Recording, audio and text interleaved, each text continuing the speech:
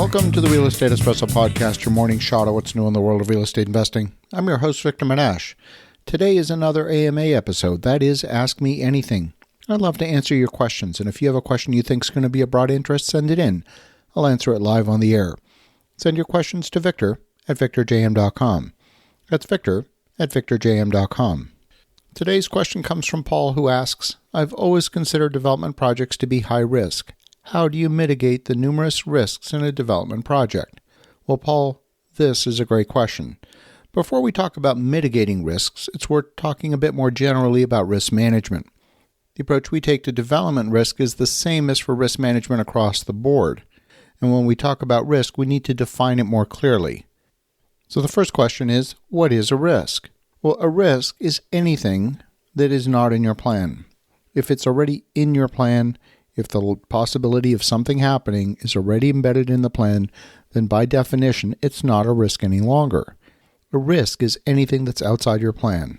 So for example, you might have a risk of weather delay. Whether that's a risk or not is a function of how much weather delay you've already built in the plan. If your plan assumes 1 week of weather delay per month and you only have 3 days of weather delay per month, well, your risk is pretty minimal.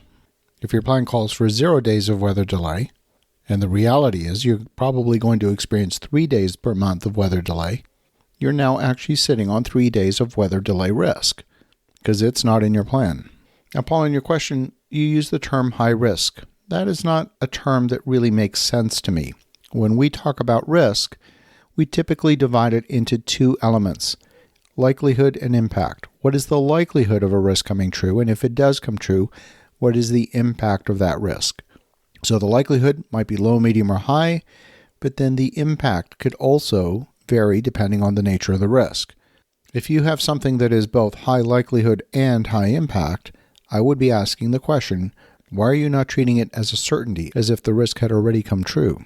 But it's not just likelihood and impact. Risks fall into different categories. There are different types of risks.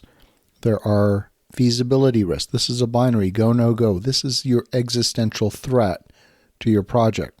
That's the first type of risk. The second are time risks. What is the risk of a schedule delay? That schedule delay could be a one-time event, or it could be a recurring event where not only are you delayed once, you're delayed repeatedly. Those are different types of time risks. There are cost risks. This too could be a one-time cost, or it could be an ongoing recurring cost. There are quality risks, where your project will still work, but the quality will be degraded in some particular fashion. Then there are individual feature risks. This is where your project still is going to go forward, but you might sacrifice one particular feature, one capability in your project. These are all different types of risks. So when you look at a risk, you want to characterize it in terms of the type of risk that it represents. Then you want to quantify that risk. So if it's a cost risk, you want to quantify that in terms of dollars. How much is it going to cost you, either on a one-time basis or on a recurring basis, to feel the full impact of that risk coming true?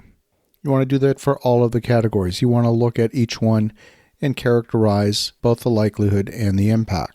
And then for all of the risks that have a high impact to your project, you want to start putting together mitigation plans. What would you do if the risk came true? Could you live with that risk coming true? If you can't, then you probably want to treat the risk as a certainty and eliminate it as a risk altogether. So now that we have a little bit of clarity on how to describe risk, let's talk about the risks that are unique to development. And there are quite a few. These are things like density. You might not get the density you were looking for from the city. That could be an existential threat to your project, or maybe it simply represents an opportunity to reconceive the project with a different unit mix. The lower density might reduce the profitability of the project. Accepting lower density might be a contingency plan. Maybe you negotiate other concessions with the city, like maybe the addition of a park. But each iteration of the plan takes time, so even the denial, if it's not an existential threat to the project, could still represent a time risk. Each time you go through the process of making a change to your plan, resubmitting it, going through the review process, represents a time delay. And that time delay is usually measured in months. In fact, this is one of the highest likelihood events because bureaucrats seem to have no sense of time and delays mean nothing to them.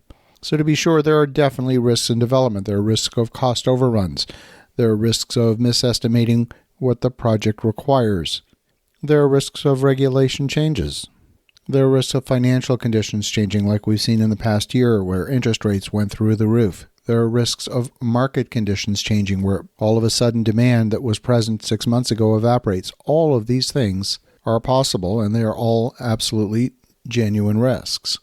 And the process of mitigating risk means building buffers, building safety nets into your project that can handle a certain number of those. You're not going to be able to handle an infinite number of risks coming true, but you'll be able to handle a certain number. But it does require a strategic, thoughtful process of determining what you will do if certain risks come true, for which there is no magic bullet other than careful planning and trying to eliminate those risks from your plan before they even come true. I want to thank you, Paul, for a fantastic question. And for the listeners at home, have a wonderful rest of your day. Go make some great things happen. We'll talk to you again tomorrow.